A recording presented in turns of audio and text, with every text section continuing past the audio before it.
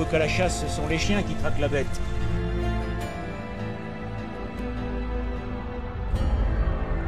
Le chasseur, lui, est là pour l'achever.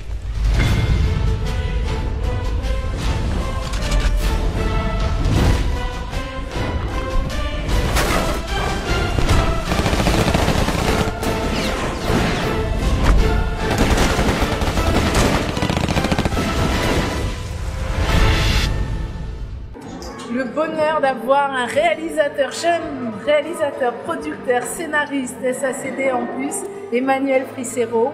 Bienvenue dans l'émission sur la pellicule. Eh bien, merci beaucoup. Merci de cette invitation. Alors Emmanuel, ton parcours, présente-toi un petit peu, c'est homme de main, discrimination ethnique. À chaque fois, c'est non seulement une passion, oui, mais en plus, tu te focalises sur des sujets très engagés et qui nous touchent. Toujours, c'est ça. Je pense que le cinéma, j'essaie de faire un cinéma entre le divertissement en grand public et toujours parler d'un message fort, amener quelque chose, parce que je trouve qu'on a la chance, au final, de pouvoir s'exprimer, de dire des choses et les gens se déplacent au cinéma. Donc du coup, si on peut ressortir du cinéma en ayant appris quelque chose sur un sujet, quelque chose, mais tout en ayant pris beaucoup de plaisir, voilà, c'est un peu ça que j'essaie de faire dans mon cinéma. Ta culture à toi, cinématographique, ce serait quelle référence? Très américaine, voilà. Yes, we can. Voilà, très américaine. Des noms. Alors on est, oui, on est dans la fiction, on est dans le thriller, on est dans le réalisateur qui m'a vraiment donné envie de faire du cinéma, c'est Spielberg. Voilà, c'est mes premiers amours, c'est Indiana Jones. J'ai découvert Indiana Jones quand j'étais gamin. Et je me suis dit, mais c'est ça que je veux faire. C'est exactement ça. Mes premiers petits courts-métrages, on a 8 ans. Mon frère a 4 ans d'écart avec moi. À 4 ans, il joue déjà le méchant dans Indiana Jones. Donc j'ai embarqué un peu tout le monde dans ma passion, dans l'histoire. Et du coup, c'était voilà, Indiana Jones, Retour vers le futur que j'ai adoré. C'est fou, c'est un film d'anticipation. Retour vers le futur, c'était voilà, ça aussi c'est vraiment le genre. Et celui qui m'a confirmé, c'est encore du Spielberg. C'est je vais au cinéma avec mes parents voir Jurassic Park et je vois une queue tellement énorme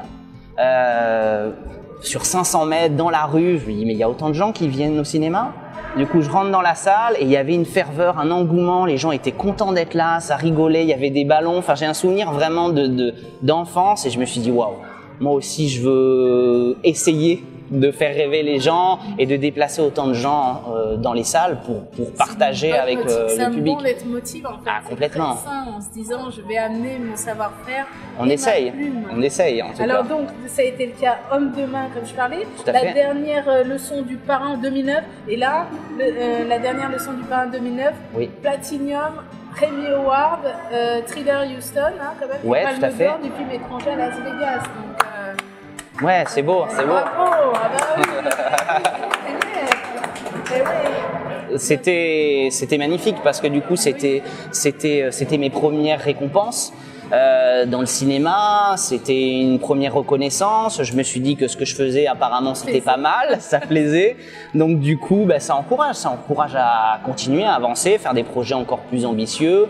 Et puis voilà, petit à petit, gravir les marches. D'où la création de Fricero Film, ta prod en 2010. Tout à fait, exactement. Et puis le thriller explosif, La Curée, là, 18 récompenses, donc 5 prix du meilleur réal à travers le monde. Oui. 18 récompenses. C'est fou. Même en y repensant comme ça, c'est un chiffre assez exceptionnel. On s'imagine jamais, avoir des récompenses, jamais avoir des prix. Le film est très court, donc c'est un court métrage, ça fait 8 minutes. Et en 8 minutes, il y a une histoire qui est racontée, un message sur le cynisme de la société, un film d'action intense avec très peu de moments où on arrive à respirer. Voilà, on tient le spectateur en haleine, on monte avec des scènes d'action impressionnantes.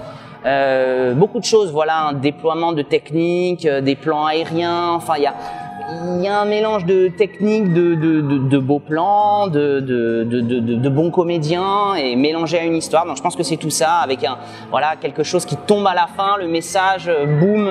C'est le cocktail explosif. C'est le cocktail. Je pense que c'est le cocktail explosif en si peu de temps qui plaît. Qui prend. La mayonnaise. Ouais. Apparemment elle a bien pris. Donc c'est super.